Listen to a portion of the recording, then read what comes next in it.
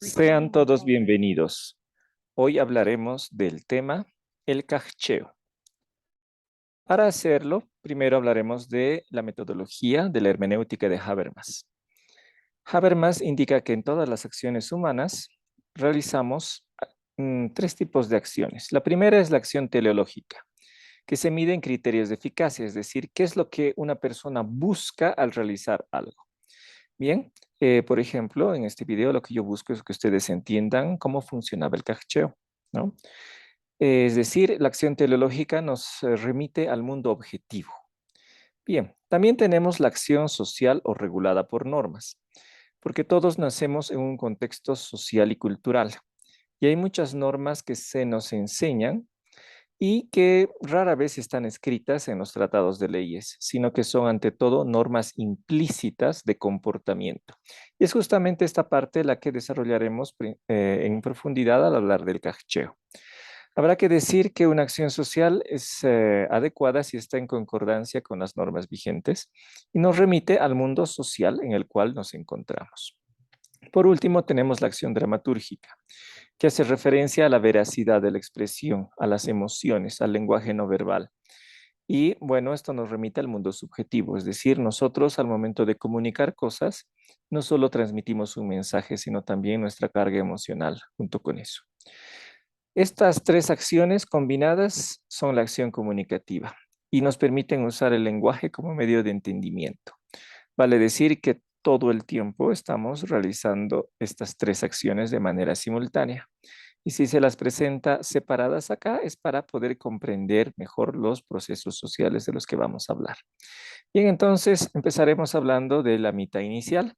Ya en un video anterior vimos cómo entre 1545, el descubrimiento del Cerro Rico, y 1585, en que termina la época del auge de las guairas, se utilizan este tipo de hornos que justamente se denominan guairas o guairachinas, que solamente los indígenas sabían realizar, ¿no?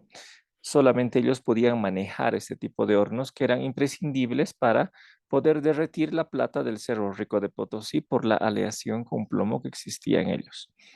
Entonces, durante estos años hay un enriquecimiento parejo de españoles e indígenas, porque solo los indígenas sabían manejar las guairachinas. Esto ya se explicó en un video anterior. Bien, luego vino la era de la mita clásica con el uso de los ingenios mineros. Por ello, en esta época se empezó a usar esto porque la plata ya estaba mezclada con otros metales y no tenía tan alta ley como antes. Y ya no se podían utilizar las guairas para purificar ese metal. ¿Qué se utilizaba? Un proceso que se llama purificación por amalgamación, que incluye el uso de mercurio. Bien, ¿dónde se hacía esto? En ingenios. Los ingenios eran establecimientos donde se trituraba el metal, perdón, el mineral, eh, con molinos accionados con agua y luego se dejaba reposar los trozos triturados en una mezcla con mercurio y después se podía purificar la plata. Para usar esto se requería mucho capital y tecnología. Bien, aquí tenemos nosotros una imagen de un ingenio minero donde podemos apreciar que tiene un canal de agua que está trayendo justamente el líquido elemento para accionar el movimiento de esta gran rueda, la cual a su vez va a poner en movimiento estos pistones de triturado, ¿no? Para eso se requería una, bueno, mucha circulación de agua, justamente. Y al metal triturado se colocaba en unas llamadas tinas, ¿no? Unos recipientes que estaban llenos de mercurio. Entonces, por un proceso químico, después de unas 2 a 3 semanas, todos los minerales acá quedaban disueltos, líquidos y almacenados en capas, por lo cual los metales más pesados se amontonaban en la parte inferior y como estas tinas tenían un grifo de salida, abierto el grifo dejaban salir los metales pesados, luego cuando llegaba el turno de la capa de la plata, pues se recogía en lingotes y eventualmente también se recuperaba el mercurio líquido que quedaba en la parte superior. Bien, en esta etapa de uso de los ingenios, los indígenas ya no se benefician como en la primera época de la mitad inicial, cuando prácticamente se quedaban con la mitad de las ganancias. Bien, bueno, ante esta realidad que en lo básico indicaba que existía un pacto de reciprocidad entre españoles e indígenas donde ambos tenían que beneficiarse por igual de las minas del Cerro Rico y de otras cosas, ¿no? En el Imperio Hispánico, pues al ver que los indígenas ya no obtenían las ganancias de antes, se empezó a recurrir a mecanismos, es decir, a la acción social, para que se compense de alguna manera esa disparidad que se había generado entre españoles e indígenas. El primer mecanismo que identificamos es que se toleraba que los mitayos, que eran los trabajadores que eran reclutados obligatoriamente para trabajar en el Cerro Rico, y los mingas, que eran trabajadores que se quedaban de forma voluntaria, saquen plata del Cerro Rico en domingo. Es decir, ese día no había obligatoriedad de trabajo en el Cerro Rico, entonces ellos podían sacar un poco de plata en ese día, ¿no? Inclusive el virrey Toledo, cuando reglamenta la mita clásica, entrega a los caciques 80 varas y a las naciones indígenas que iban a Potosí 60 varas del Cerro Rico para explotar, es decir, una extensión en la cual podían abrir socavones y todo lo que obtuvieran sería para ellos. Era una forma de compensar esa pérdida de ingresos con relación a la mitad inicial.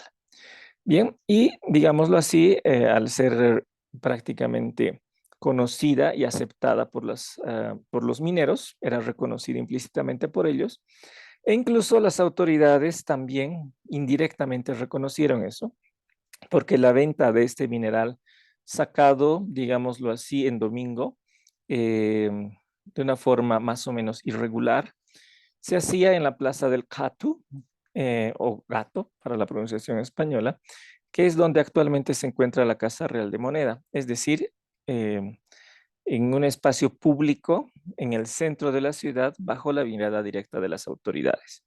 Entonces, eh, digámoslo así que legal y estrictamente hablando, no deberían vender ese metal ni sacar ese metal de las minas del cerro, pero las autoridades lo conocían, lo permitían y lo aceptaban. Es decir, en el plano de la acción social, era algo aceptado a nivel social.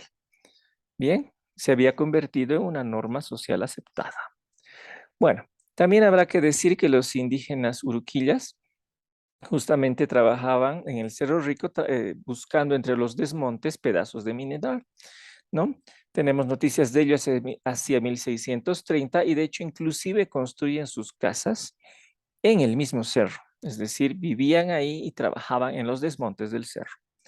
Bien, el siguiente dato de interés es que en Aullagas, que es otra mina, se identifica a jucos, que serían como ladrones, ¿no? Que empiezan a extraer mineral el domingo de las minas, ¿no?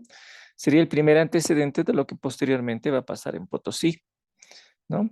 Entonces, no conocemos mucho de qué pasaba exactamente en Aullagas, pero suponemos que también se dio algún tipo de pacto social que permitía para volver al pacto de reciprocidad entre españoles e indígenas, explotar la mina el domingo eh, y era aceptado.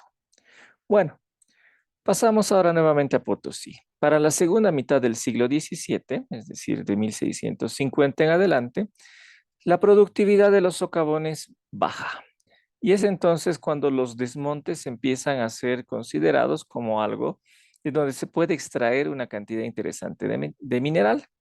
Sin embargo, la propiedad de los desmontes no está clara, porque en primer lugar ya no está dentro de las minas, es decir, todo lo que estuviera dentro de la mina era propiedad de un empresario minero, pero estos desmontes estaban fuera, estaban en un área que podríamos decir era un área pública, que no tenía dueño.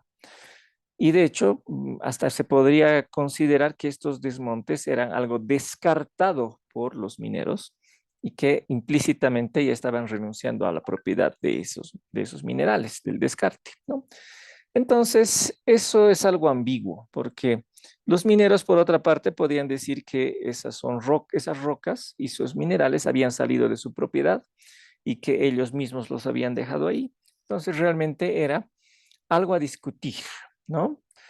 Bueno, es aquí que aparecen los cajchas, que son hispanos, son indígenas, e incluso podríamos hablar que pertenecen a otras agrupaciones que podríamos generalizar como mestizos.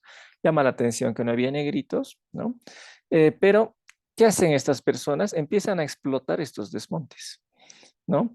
De acuerdo a las referencias, dicen que algunos son como soldados beneméritos, lo que implicaría que tienen como mucha experiencia en el ramo de las minas, ¿no? Conocían de la minería, pero también se habían unido algunos pobres cateadores que eran personas que tenían muy bajo conocimiento, ¿no? Que probablemente acudían a los desmontes para encontrar algo de mineral con lo cual poder sobrevivir.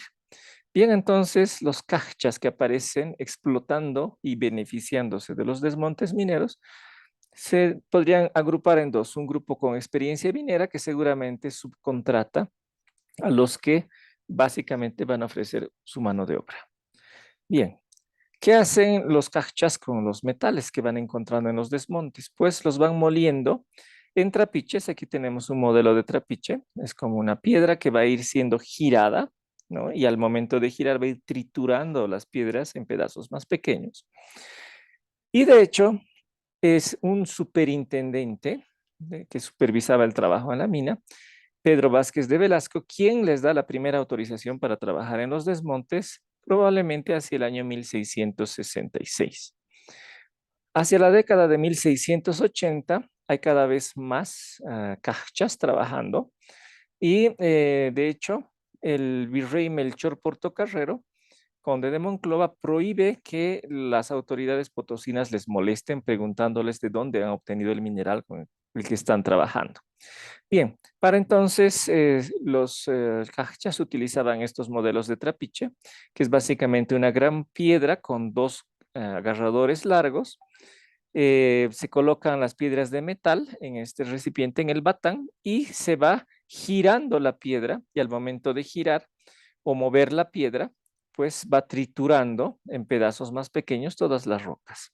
Y aquí tenemos otro modelo donde básicamente el procedimiento es el mismo, pero acá dos personas se sujetan de una barra mayor y utilizan la fuerza de sus piernas para mover la piedra grande que está acá triturando el mineral que está depositado en este recipiente o batán.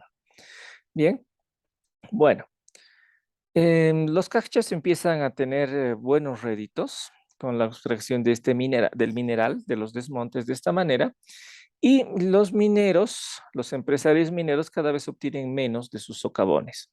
Y estos empresarios empiezan a interesarse por los desmontes, ¿no? Al ver el éxito de los cachas, y entonces empiezan a haber enfrentamientos entre mineros y cachas. Al parecer, como producto de estos enfrentamientos, la primera incursión registrada de los cachas dentro de una mina tiene lugar el año 1709. Habrá que decir que los días domingo, las puertas de las minas quedaban cerradas para que nadie entre ni salga, pero lo que hicieron los cachas fue meterse dentro de los socavones que en ese momento, por ser domingo, estaban vacíos, ¿no? Bueno, a partir de entonces ya se van a registrar más incursiones de los cachas dentro de las minas, ¿no?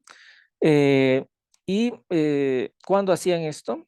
Cuando ya no habían trabajadores dentro de la mina, es decir, desde la tarde del sábado hasta prácticamente mediodía del lunes, no habían trabajadores dentro de la mina. Y ese era el momento en que los cachas entraban y sacaban todo el mineral que podían y al parecer casi no causaban destrozos. No por ese motivo, incluso las autoridades les daban el nombre de permitidos piratas, digámoslo así, porque por un lado entraban a una propiedad privada a sacarse cosas, ¿no? Bueno, de los desmontes es ambiguo, pero ya entrar al socavón no quedaba duda de que era de un empresario minero, ¿no? Pero que tenían el permiso implícito de las autoridades, ¿no? Inclusive un cuerpo respetable de bandoleros, es decir, sí hacen cosas que vistas desde el ojo estricto de la ley, del marco legal, ¿no? Pues no debería ser permitido, pero desde el punto de la acción social comunicativa de Habermas, pues era algo ya aceptado, ya practicado antes y que además retornaba al principio básico de convivencia entre españoles e indígenas, que era un principio de reciprocidad, que debían beneficiarse en la misma proporción. Bien, bueno, inclusive se logran organizar los cachas en varios cuerpos que tienen líderes, que son denominados capitanes, cachas mayores o ancumulanis. Y cuando alguno de ellos es capturado por las autoridades o por los mineros, entonces se reúnen en grupo y digamos que en gran número irrumpen en los lugares donde están prisioneros o mientras son trasladados y rescatan a sus compañeros. Bien, concretamente cuando trabajaban los cachas, como ya mencionamos, permanecen en las minas y en los desmontes desde la medianoche del sábado hasta el domingo a mediodía, trabajando y recolectando el mineral, que van a llevar a los trapiches, que ya hemos visto, para luego procesarlos. Habrá que recalcar que la existencia de los trapiches y de los cachas estaba íntimamente fusionada, a tal punto que diríamos que los trapiches alimentaban, digamos, se alimentaba, mejor dicho, de la labor directa de los cachas. Y de hecho, esto se volvió ya tan habitual que las puertas de las minas se quedaban prácticamente abiertas, ¿no? Desde el sábado en la medianoche hasta el domingo a mediodía. Y en ese momento cualquier persona, hombre, mujer, niño o anciano, podía entrar a la mina y sacarse el mineral. Ahora, ¿cómo funcionaba esto? Pues lo que ocurría era que los mismos trabajadores mineros, los mitayos y los mingas, durante la semana, al momento de trabajar, ubicaban algunos buenos trozos de metal.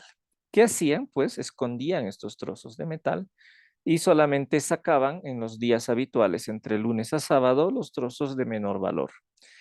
Y cuando llegaba el día domingo, pues entonces volvían como cachas, probablemente con familiares, amigos, conocidos, al lugar donde habían encontrado las mejores piedras de plata y las sacaban y se las llevaban.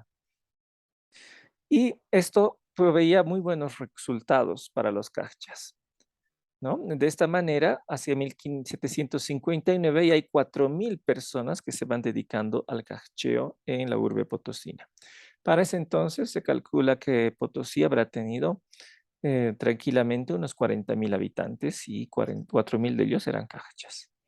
Bien, los cachas incluso se vuelven tan prósperos que se organizan en cofradías, hacen importantes procesiones, muchas limosnas, que justamente vemos una procesión de cachas que está bajando de la capilla de los cachas en el Cerro Rico, con la Virgen de la Candelaria, con varias banderas y una de ellas, la principal, es un aspa de Borgoña, del modelo del cual ha surgido la Huipala, según las investigaciones de Vincent Nicholas. Bien, entonces habrá que decir que la existencia de la capilla de los cachas y de estas procesiones y todas otras cosas que hemos ido viendo en el video demuestran que la existencia de los cachas era plenamente aceptada. Bien, bueno, ¿y cuánto ganaban los cachas? Vamos a ver que los empresarios mineros sacaban en 1756 por cada cajón de mineral del cerro, obtenían procesando esos cajones 4 marcos de plata. Para 1790, pues su rendimiento había mejorado un poco a 5 marcos de plata. Pero los cachas en estos mismos años obtenían muchísimo más. Los cachas 60 marcos de plata por cajón de mineral. Y para 1790 había bajado un poco a 50 marcos por cajón. ¿Qué significa eso? Que realmente los cachas, aunque sacaban menos cantidad de mineral, pero escogían lo que tenía más ley y podríamos decir que muchísima más ley, muchísima más pureza de mineral por estos importantes datos. Bien, ¿cómo se logró eso? Porque también la tecnología de los cachas fue mejorando. Se implementaron ya otros modelos de trapiches que eran accionados por animales y eran como ruedas que iban girando y de esa manera el proceso permitía procesar más cantidad de mineral y además probablemente hacerlo más rápido. Bien, En general, tanto en los trapiches anteriores como en estos que estamos viendo ahora, los pedacitos de metal triturados, ¿no? Se denominaban harina y esos eran mezclados con sal y con mercurio de manera análoga a lo que se hacía en los ingenios y se lograba purificar el metal y eso después se vendía al Banco de Rescates y a la Casa Real de Moneda. Bien, bueno, para 1751 los mineros se encuentran, digámoslo así, tan celosos de la actividad de los cachas que hay un intento serio de que las autoridades ataquen a los cachas, engañando al corregidor Ventura de Santelices, una persona que realmente resucitó la minería de Potosí. Probablemente vamos a hacer un video sobre él en otra ocasión. Pero finalmente Santelices se da cuenta que lo están engañando y no permite un ataque directo a los cachas. Sin embargo, cuando Santelices regresa a España, lleva este problema, ¿no? De qué hacer con los cachas, ¿no? Y probablemente a partir de sus informes y el de otras autoridades, el mismo Consejo de Indias, la máxima instancia gubernativa de América, autoriza el 28 de mayo de 1766 que los cachas sigan trabajando sin ser molestados. Es decir, inclusive se llega a la autorización de la más alta instancia legal para que los cachas ya no puedan ser perseguidos nunca más, ¿no? Bien, ¿a qué se debió esto? Porque consideraron las autoridades del Consejo de Indias que los desmontes no podían ser considerados propiedad privada de nadie y que cualquier persona podía libremente trabajar en los desmontes sin molestar a nadie. Bien, bueno, hacia el año 1780, los cachas, viendo que ya sus réditos habían subido y eran ahora los españoles los que no se beneficiaban como antes, ¿no? Entonces empiezan a entregar parte de sus ganancias a los empresarios mineros. Bien, posteriormente tenemos que para el año 1784 ya identificadas 4 cuadrillas de cachas. Dos de ellas eran de indígenas forasteros que habían nacido fuera de Potosí, digámoslo así. Dos de indígenas potosinos, ¿no? Es decir, que sus familias ya estaban establecidas en Potosí desde antes de estas fechas. Y dos que podríamos decir que eran de todos los grupos mezclados, ¿no? Había hispanos, había indígenas, en realidad es bien difícil definir cómo eran estas otras dos, pero podríamos decir que no se hacían problema del origen, ¿no? Eran de todos los demás. O inclusive podríamos decir que tal vez había indios forasteros y potosinos también ahí, ¿no? Bueno, para 1790, los mismos cachas, que ya estaban completamente legalizados, empiezan a pagar vigilantes que verifiquen que durante la incursión que ellos mismos hacen a las minas no se hagan destrozos, ¿no? Que puedan ocasionar derrumbes, por ejemplo, ¿no? O que se dañen las instalaciones. Entonces, que la incursión a los socavones se haga de manera ordenada y sin dañar. Entonces, ya vemos que para este momento la actividad del cacheo está completamente reconocida. Primero empezó con un reconocimiento tácito de la acción social y eventualmente obtuvo un reconocimiento prácticamente legal. Y de hecho, como la idea básica del cacheo es conseguir una reciprocidad, una similitud de ganancia entre hispanos e indígenas, para 1810 los cachas que ya habían logrado, por así decir, mucho rédito, ¿no? Empiezan a dejar la mitad de lo recogido a los empresarios mineros, que para ese entonces tenían problemas de abastecimiento de mercurio y que, habrá que decir que ya para esa época, lo que más se obtenía de la minería era de los desmontes, más que de los socavones propiamente dichos, ¿no? Entonces, en esto vemos una vez más la idea de reciprocidad, ganar en la misma proporción. Bien, finalmente habrá que decir que en cuanto a la productividad, ¿no? Durante el siglo XVIII, de acuerdo a los cálculos, se estima que entre el 15 y el 35% de la plata del Cerro Rico fue procesada por los cachas, que es una cantidad importante, ¿no?